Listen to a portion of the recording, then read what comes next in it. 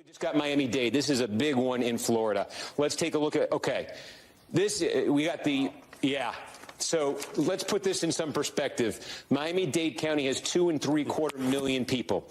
In 2016, this was a Democratic county by 30 points. Hillary Clinton won this county by 30 points. Yeah. Big win in Miami-Dade, not only for Rubio, but also for the governor. Let's bring in the woman who won more than 60% of the vote statewide, Florida Attorney General Ashley Moody. Good friend of the show. Welcome back, Lieutenant Governor.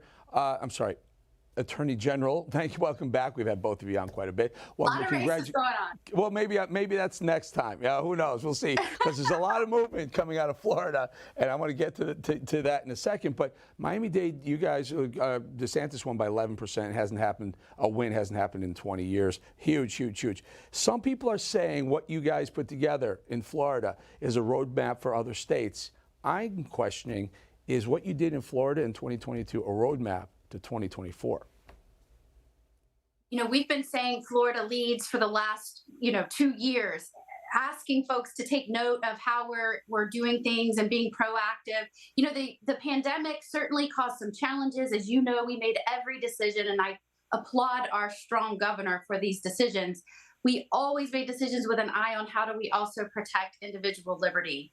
And we know when you do that, your societies will flourish. When other states were shutting down businesses, shutting down schools, our businesses are now flourishing. Our tourism industry is flourishing. Our kids' learning rates are flourishing. So yes, it's an example, but being proactive, not just in respecting rights, but looking at law and order and how do you adjust your laws or your policies to make sure that what's happening in other parts of the nation doesn't take root in your own state. We did that with mob thefts.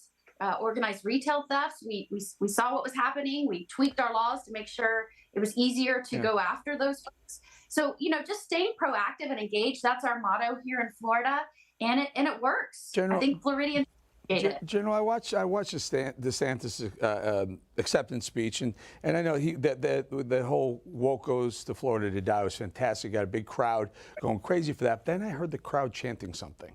And I was at Mar-a-Lago at the time, and I'm watching the Mar-a-Lago crowd watch DeSantis speaking. But the crowd was saying 2 more years, meaning not the governorship, which he did 4 or 6 years. I'm not sure what it is, 6 years maybe, but it's 2 more years to 2024. Floridians want DeSantis to run. What's the sense? Will he?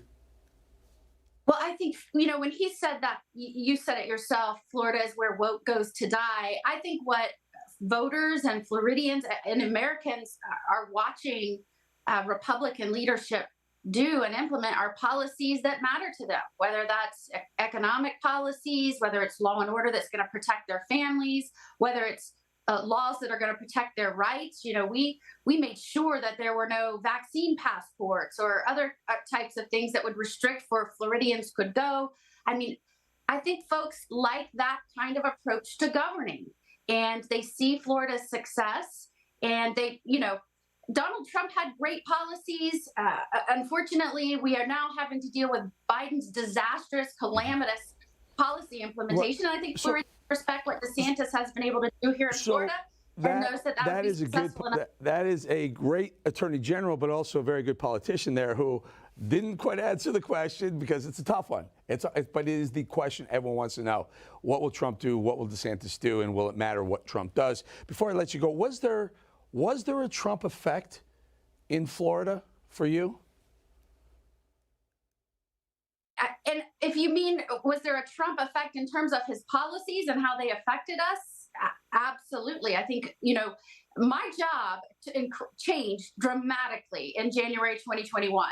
I went immediately to having to deal with the disastrous borders when they started releasing criminals back into the community rather than deporting them as the law requires, when we had to start pushing back on all kinds of mandates, both federal contractor and OSHA mandates. I mean, my job changed dramatically. And I saw that directly when Trump was no longer in office. I mean, energy policy is a great example. I mean, they canceled the Keystone Pipeline, immediately choked off our domestic energy supply, and prices are out of control as a result. Well, we want to wish you There's policies in Washington. We want to sure. wish you a congratulations from everyone at the Balance, Florida. And again, we brought the show down here because you got to love Florida, the freest state in the union. Florida Attorney General Ashley Moody, thank you for joining us.